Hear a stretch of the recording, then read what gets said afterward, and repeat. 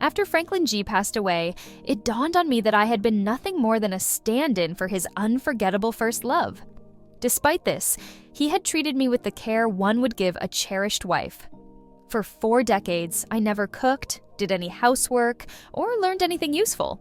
My daughter scolded me for being spoiled, comparing me to a clueless pig. She claimed I was not as stylish as the woman her father adored, and eventually threw me out of the house. It wasn't until I left that I realized I couldn't use ride-hailing apps, connect to Wi-Fi, or even find the payment code for mobile transactions. Over time, I learned to use various apps, practiced yoga, live-streamed, and even started cooking.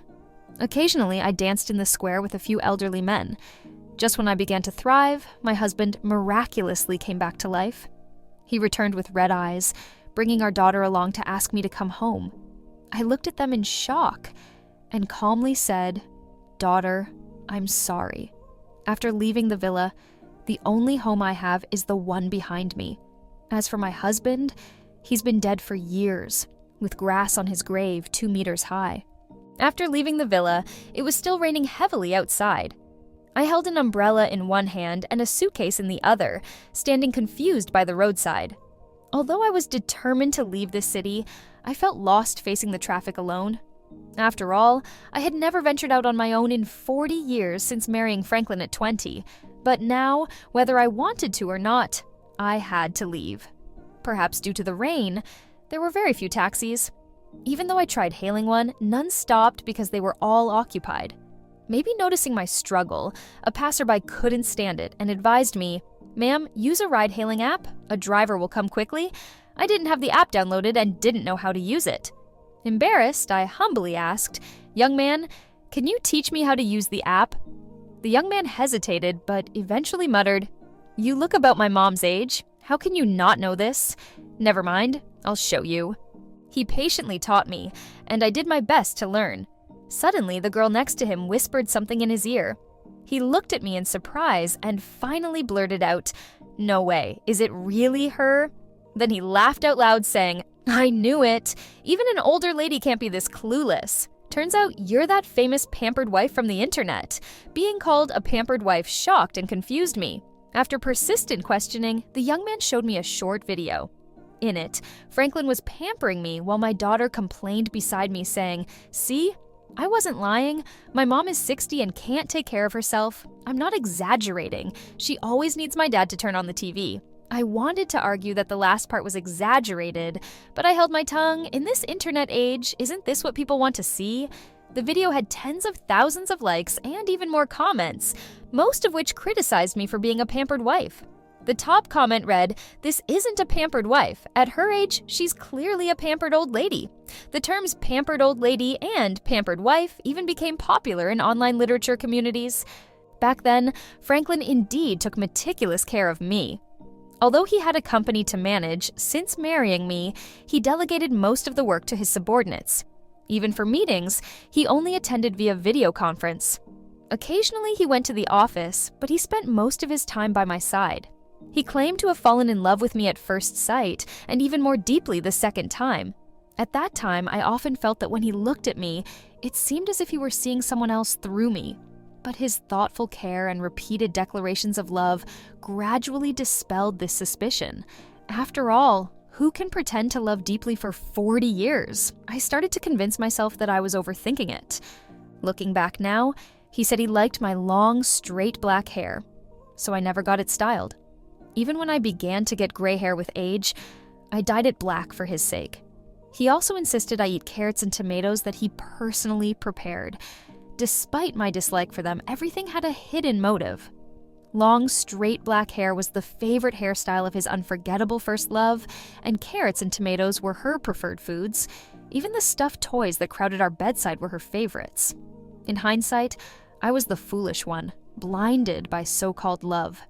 It wasn't until Franklin's funeral that I met the woman who resembled me by 70% and finally understood. No, I should say that I resembled her by 70%. The funny thing is, even after learning the truth, even after that woman asserted her dominance and said Franklin had only used me as a substitute, I declared that none of it mattered anymore. But for some reason, when I look back now, I I still feel a dull ache in my chest. Perhaps even the heavens agreed with my decision to leave this heart-wrenching city. I quickly managed to hail a ride to the high-speed rail station. I didn't know where to go, but thought that perhaps I could head to a place with spring-like weather all year round, far away from here, so I set my destination to Kunming. Unfortunately, the line at the manned ticket window was too long. Seeing the long queue, I hesitated. Perhaps noticing my anxiety, a person dressed like a staff member approached me and said, "Ma'am, the line at the manned window is too long. If you're in a hurry, it's more convenient to buy tickets online. Once you buy them, you don't need to pick them up. You can enter the station just by scanning your ID card." It was indeed convenient, but not for me. Looking at the online ticket purchase process posted nearby, I was stumped by the first step. I needed to scan a QR code with WeChat, but I didn't know where to find the scanner. Seeing my clumsiness, the staff member frowned and reached out for my phone. I handed it to him, and he helped me buy a ticket to Kunming. After he finished, he handed the phone back to me. A bystander muttered, "If you're old and don't know how to use it, don't come out and cause trouble. Give the young people a break. Isn't that better?" I looked at him, and the young man sneered. "What are you staring at, useless old woman? I'm talking about you." Perhaps it was because I hadn't eaten all day, and my hypoglycemia flared up again. Before I could respond, the world began spinning around me. Instinctively, I reached into my pocket for some candy, but it was empty. When Franklin was alive, he would always put a few candies in my pocket. After he left, I forgot to do it myself. It seems they were right. I really am useless. Just as I was about to faint, someone put a candy in my mouth. Then a gentle, pleasant female voice said, "Ma'am, I'm a doctor. You're having a hypoglycemic episode. Please eat this candy first." When I woke up again, I was sitting on a chair in the waiting room. My head was resting on a young girl's shoulder. She looked to be about 25, and her eyes were red as she stared at the conversation on her phone. I wasn't trying to snoop, but a quick glance revealed 2 lines of text. "She's back. Let's break up." Although I'm not up to date with trends and not very good with smartphones, I knew what those 2 sentences meant. Realizing I was awake, the young girl turned to look at me. She quickly turned off her phone screen and discreetly wiped away her tears before putting on a beautiful smile. "Ma'am, you're awake. How are you feeling?" I assured her I was much better and thanked her. Everyone has their own story, and so do I. Seeing that she didn't want to talk about it, I pretended to know nothing. Her name was Sue April, and during our chat, I learned she was also headed to Kunming. Not only were we on the same train, but our seats were also next to each other. When she heard that I didn't know how to use a smartphone, she was quite surprised, but patiently taught me step by step. Seeing her patience, I was touched. I had lived so long, and even my daughter was impatient with me. Yet a stranger was so kind in teaching me. Perhaps because the journey was long, we gradually opened up to each other and started talking freely. To my surprise, our journeys were not the only things we had in common. Our experiences were also strikingly similar. The difference was that I discovered Franklin's unforgettable first love after he had passed away in my old age, while she found out she was a substitute at 18, just 2 years after falling in love. At that moment, 2 souls 40 years apart found comfort in each other. April suddenly took my hand and made a significant decision. "Ma'am, let's live together." When she said that, my first reaction was, of course, to refuse. After all, after Franklin's death, I once thought I wouldn't live much longer either. He was only 6 years older than me and couldn't escape the inevitabilities of life, aging, illness, and death. So how could I? I didn't want to burden a young person with my aging and increasingly frail body. But despite my gentle refusal, April remained firm. "From now on, I'm your daughter," she said. April was a doctor who had voluntarily applied to be transferred to Kunming. She had a house there, not in the city center, but in a pleasant environment.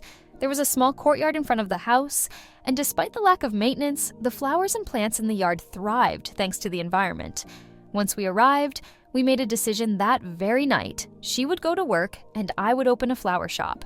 I would sell flowers both offline and, following the trend, do live streams to teach flower arranging and sell bouquets. Although Franklin had pampered me into a dependent old lady, I had always been passionate about flower arranging. After decades of studying it, I might not be a master, but I was quite skilled. As for live streaming, I was confident that with April's help, I would eventually get the hang of it. Luckily, live streaming wasn't too difficult. The business was slow at the start, but thanks to my high flower arranging skills and persistence, I gained a small following of tens of thousands within a year and a half. While it wasn't enough to make us wealthy, it allowed us to buy whatever we wanted without hesitation. That is, until one day when an unexpected visitor came to the flower shop. It was a somewhat familiar figure. At first, I thought my eyes were playing tricks on me. It wasn't until the old man's features gradually came into focus that I realized this wasn't a dream. The person in front of me was Franklin, who had supposedly died of a heart attack. My heart ached fiercely, but when our eyes met, I quickly composed myself. I suppressed my hoarse voice and asked nonchalantly, "Are you choosing a bouquet for your wife? Is it her birthday or some other anniversary?" Today was neither Valentine's Day nor any other holiday. After a year and a half of life experiences, I had learned a lot about social niceties. With my question, the old man in front of me lifted his head to look at me. He opened his mouth in surprise, then stammered, "I'm just browsing," before hastily fleeing. I finally confirmed that he was indeed Franklin. The heart attack and failed rescue had been a lie. His faked death was the truth. For that woman, Franklin had not only abandoned me, but also willingly given up the G family's hundreds of billions in assets. What I didn't expect was that ever since our encounter at the flower shop, I frequently ran into Franklin near my home.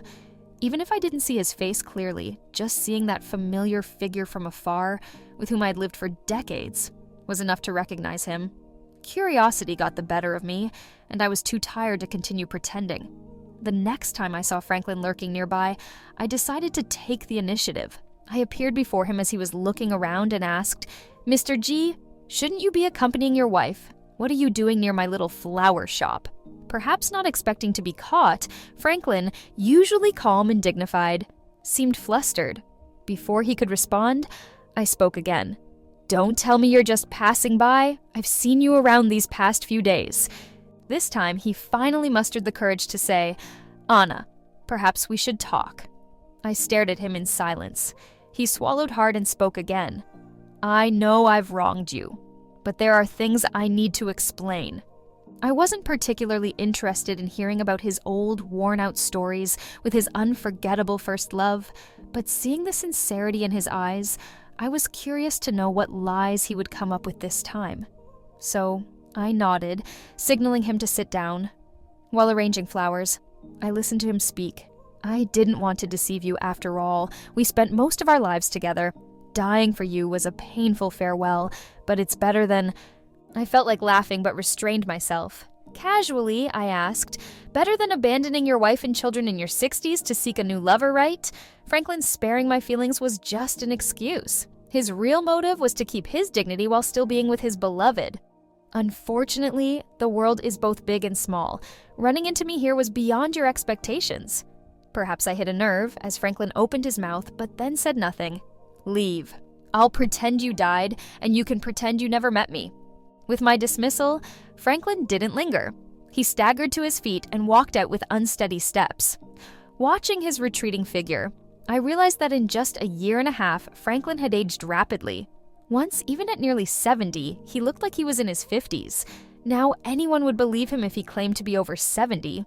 He finally got to spend his life with his beloved first love, so why did he look so miserable? "Mom, who was that man just now? Why are you crying?" April's voice snapped me back to reality. I touched the corner of my eye and realized I had indeed shed tears. Seeing me like this, April asked softly, "Mom, is he Mr. G?" I nodded, not hiding the truth, and told her everything about our conversation. April gently held my hand and said, "Mom, I know the reason." It turned out that April had already noticed this old man who often lingered near the flower shop even before I did. Out of curiosity and concern for my safety, she looked into it further and quickly pieced together the whole story. After moving to Kunming, Franklin and Amanda did enjoy a relatively happy life, going out together at sunrise and returning at sunset. Unfortunately, Franklin, being elderly, was not as vigorous as he once was.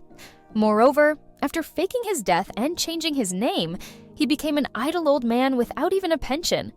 But Amanda was different. She had become a widow in her old age, leaving half of her estate to her children and the other half for her own use. Although it wasn't much, it was enough for a comfortable old age. Additionally, she was well-maintained, slim, delicate, and charming. Many people pursued her when she was young, and even in old age, a long line of admirers followed her. Every day at the park, numerous dance partners invited her to dance, some even younger than her unforgettable first love with higher pensions. Over time, Amanda found Franklin's old man smell unbearable and complained that he wasn't as romantic as the charming old Wang next door. Without a pension, he failed to provide emotional value and was also materially lacking. After explaining all this, April hesitated to speak further. I said, "April, I know what you want to say. He doesn't regret faking his death and losing me. He regrets giving up everything and not getting what he wanted in return. Don't worry. I won't go back. At my age, I see through love more clearly than young people. If there's no love, there's no love. Rather than getting entangled and torturing myself, it's better to cut ties cleanly." I went to the park. From a distance, I saw Amanda surrounded by a crowd. She had a slim figure wearing a pink low-cut crop top that exposed her midriff with a white cardigan over it. She paired this with beige wide-leg pants that had a slit up to her thigh and high heels. A group of old men stared at her, completely mesmerized, while Amanda danced passionately with an elderly man. Sometimes she was lifted high by the old man, and at other times they pressed close together, gazing into each other's eyes. Their high-difficulty dance moves stunned everyone. Many people recorded videos with their phones, and even I was captivated by her dance. I had to admit, compared to me, Amanda's elderly life was indeed colorful and vibrant. As for Franklin, he stood there with a tense expression, staring intensely at the dancing pair. After the dance ended, he stepped forward, but before he could get close, other old men swarmed in. He was pushed to the edge of the crowd, seemingly wanting to stop them, but realizing he had no right to do so. He could only stand there awkwardly. Indeed, life was not as he wished. But as I had thought, I didn't return to the park to join the fun. Instead, Franklin started showing up at my door frequently. Sometimes it was because the wholesale flowers arrived, and he would rush to help me carry them. Sometimes he saw the pile of leaves and petals from my flower arrangements and offered to clean up. Sometimes he brought lunch, saying he made my favorite sweet and sour pork. It turned out he knew what I liked to eat. He just didn't want to remember or bother making it. Unfortunately, I had not only learned to cook, but had become quite skilled at it. Looking at the lunchbox he was holding, I opened my own and said, "Sweet and sour pork is too greasy. I stopped liking it long ago. Now I eat what I cook myself. It's healthy and nutritious."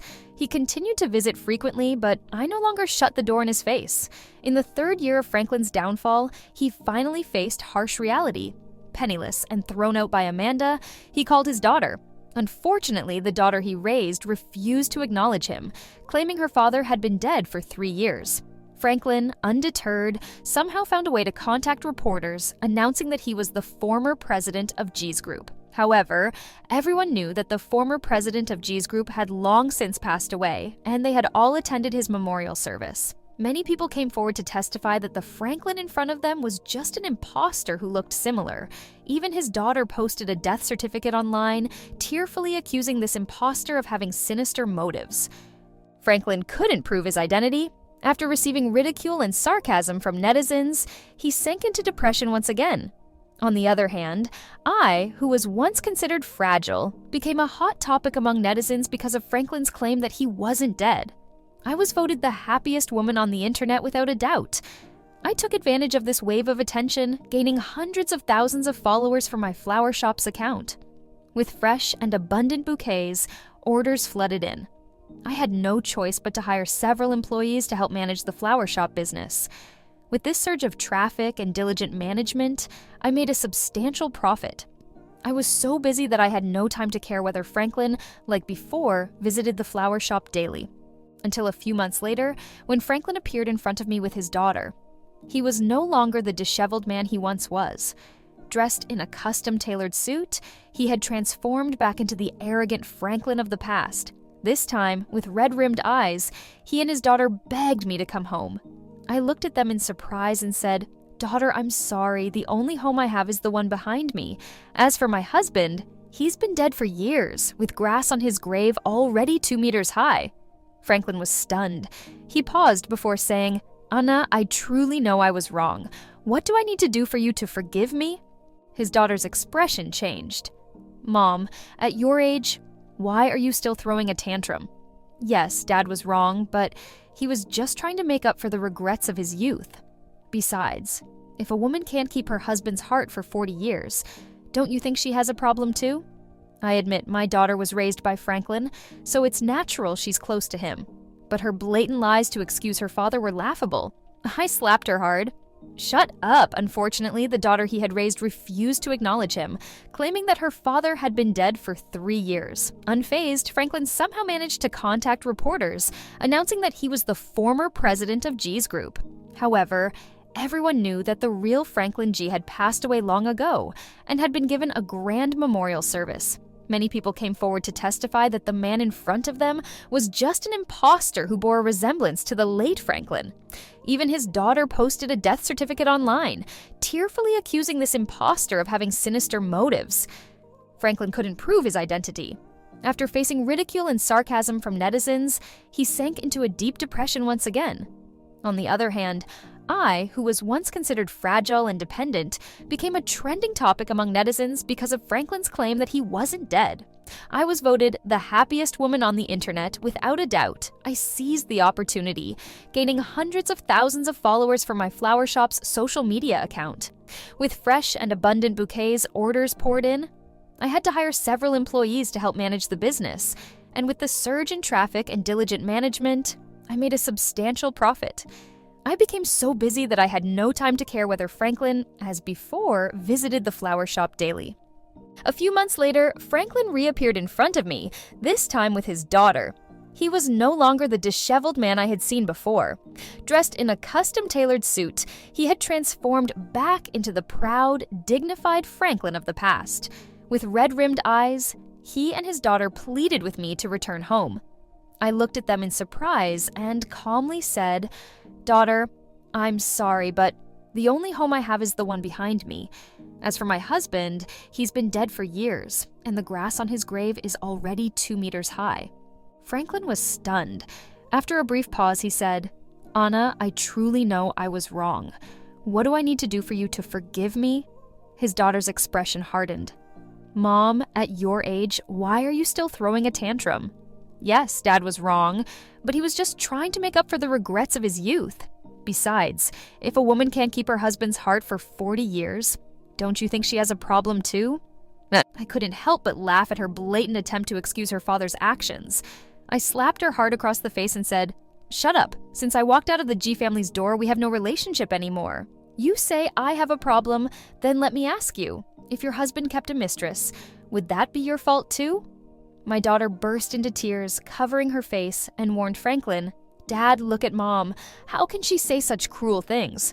Forget it. I don't need a mother like this." She stormed out, leaving Franklin standing there looking lost. I took a deep breath and told him firmly, "You should go too. No one named G is welcome here."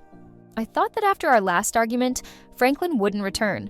After all, he had successfully rebuilt his life, regaining power and fame once again.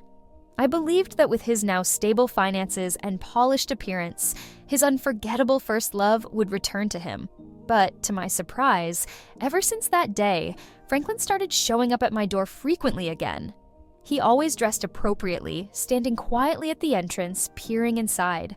Sometimes he held flowers, other times he brought small gifts. But most of the time, he simply stood there quietly, watching me, always with a smile. I ignored him, but he persisted day after day for an entire year, becoming a unique sight at my little flower shop. Someone filmed a video of this, which quickly went viral online. Many young people sighed, admiring how romantic and devoted older people could be, unlike the fickle younger generation. The internet has no memory. They affectionately called Franklin a cute old man and dubbed me a stubborn old lady. They didn't understand why at my age I was so stubborn and refused to accept the old man's confession. I remained silent. Even though he had treated me as a substitute, he had cared for me for decades, so I kept the truth to myself to preserve his dignity. However, as more and more people came to my flower shop to see Franklin and shoot videos, my shop and live streaming account were affected. Some extreme young people began to attack my account, posting abusive comments and even maliciously returning flowers they had purchased from my live streams. The flowers, having been shipped back and forth for several days, were no longer usable, causing me to lose tens of thousands of dollars in a short period. Helpless, I temporarily closed my live stream to avoid the turmoil and sold flowers only offline. But then, another piece of news quietly climbed to the top of the trending topics. Franklin's true identity was exposed, along with our 40-year marriage. What followed was the revelation of how he had faked his death and abandoned everything for his unforgettable first love. Netizens who had once been spectators quickly switched sides, turning their attacks on Franklin. He went from being a cute old man to an old scumbag, while I became the poor, humiliated, and lonely old lady wandering in a foreign land. A popular blogger with exceptional acting skills delved into my background and, with tears in their eyes, narrated my tragic story on camera. They recounted how I had lost my parents at a young age, how Franklin's first love had chosen a wealthier man and abandoned him, and how, after being rejected, Franklin couldn't forget her and treated me as a substitute. The blogger described how he had lifted me up to the clouds, only to throw me down later.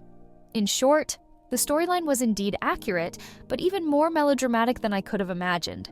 But the past was the past. Even if netizens and the blogger claimed they cried, I felt nothing.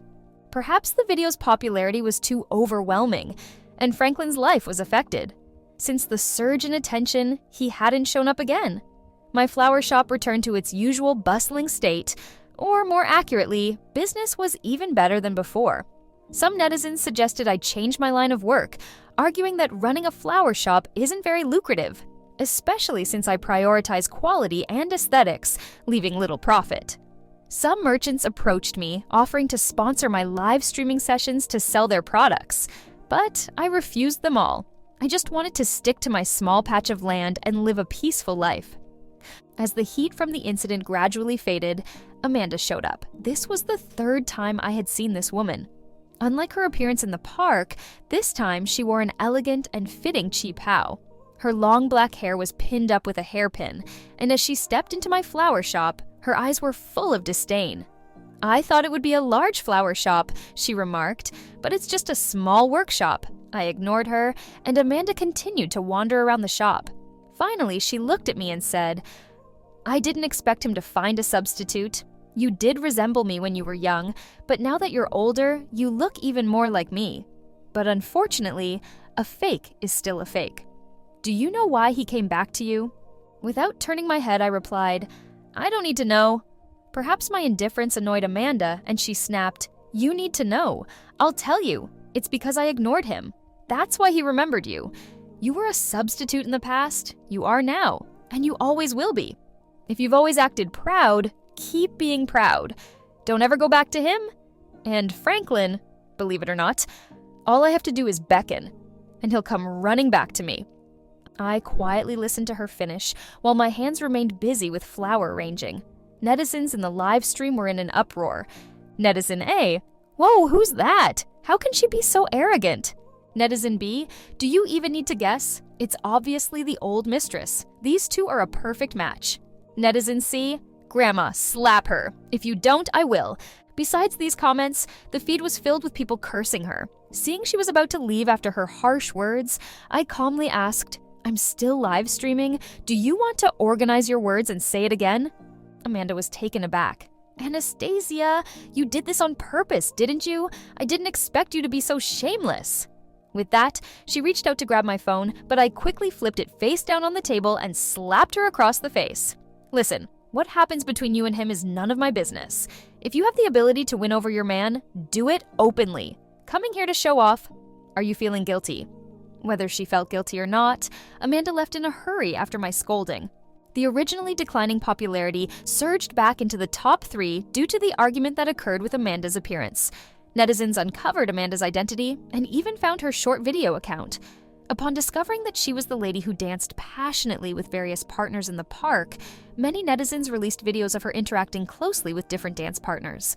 besides her suggestive dance moves in the park, there were numerous private interactions. For instance, she was seen soaking in hot springs with different old men and entering and leaving hotels, living quite a wild life for her age. Additionally, her colorful dance outfits led netizens to nickname her Madame Flower. The once slim, well-maintained, and highly praised fashionable madam became a target of ridicule. Many people made memes of her, captioning them with, "I want to seduce you," to mock her. Netizens called for Franklin and Amanda to stay together and stop bothering me, the old lady. It was also a netizen's reminder that prompted me to file for divorce from Franklin. Receiving the lawyer's letter, Franklin came to see me again. This time, he didn't stop outside the door but walked into the flower shop. His eyes were full of guilt and reluctance as he looked at me. "Anna, I heard what Amanda said. I was foolish.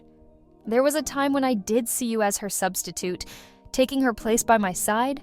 But now I realize you are unique. Those years with you were genuine. Anna, 40 years, a full 40 years. If I didn't love you, could I have persisted?" I stopped what I was doing and asked, "Does it matter now? Or was I not clear enough?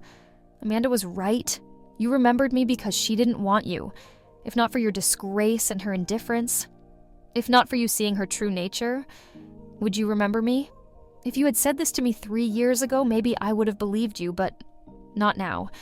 That night, as I was closing the flower shop, I saw April standing on the roadside talking with a man. Even in the dim streetlight, I could see the glimmer of tears in her eyes. I didn't know what they talked about, but after they said their goodbyes, April walked toward me. They got married recently, and he was diagnosed with late-stage cancer. The doctor said he has at most 6 months to live. Oh, and that woman left. She said she was happy. I'm quite happy about it. Though she said she was happy, her eyes were red. I asked, "Are you really happy?" She nodded, then suddenly threw herself into my arms, sobbing, "I should be happy, but I don't know why it hurts so much here."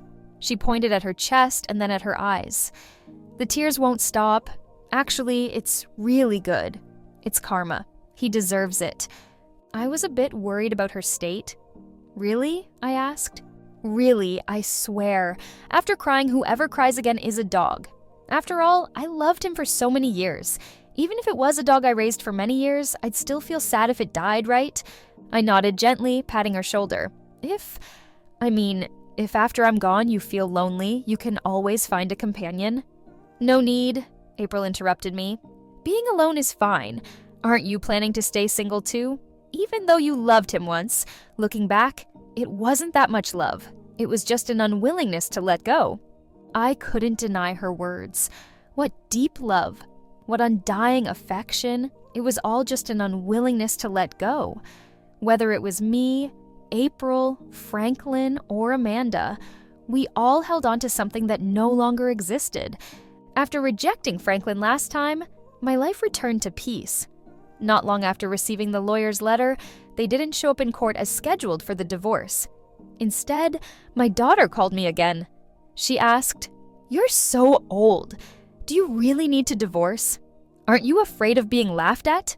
Her question made me laugh, and I replied, "Divorce isn't promiscuity. Why should I be laughed at? The one who betrayed is the one to be laughed at." She was silent for a long time before finally responding, "All right, I hope you don't regret it." On the day of the divorce proceedings, Franklin's condition had visibly deteriorated. He seemed to be in a daze, as if his body was present but his soul was lost somewhere. But none of that concerned me anymore. From that day forward, I was no longer Mrs. G. I was simply Anastasia. After the divorce, I returned to Kunming. The internet is a magical place. Once the hype dies down, new things emerge, and old topics are gradually forgotten as if they never happened. 3 months later, I accompanied April to the funeral of Daniel, the cancer patient. Daniel's parents, younger than me, were left haggard by the pain of losing a child. As we were about to leave, Daniel's mother held April's hand and handed her a letter. "This is from Dan. He asked me to give it to you personally. He said he had no regrets being with you in this life. His only regret was not cherishing you enough. And in his last moments, he was thinking of you. He wasn't avoiding you. He just didn't want you to see him bald and skeletal. April's expression was indifferent as she took the letter with a simple, "Oh." After the family left, April tore the letter into pieces without any hesitation and threw it in the trash. A good horse doesn't turn back to graze. If you don't love, you don't love. All that melodramatic stuff is disgusting. This person has already ended in my world. There's no need to read those sappy words and upset myself. As she said this, her face showed neither sadness nor joy. I think she had truly moved on. 6 months later, I saw Franklin again. He stood in front of the flower shop, dressed in a neatly pressed suit, holding a bouquet of roses and smiling broadly. For a moment, I was transported back to our early days when we first met. He had stood under my office building, holding a bouquet of roses, waiting for me to get off work. Seeing me walk out of the flower shop, he hurried over, speaking softly, "Anna, you're off work. Anna, you're so beautiful. I truly love you. Will you marry me? I promise to love you forever." I was stunned.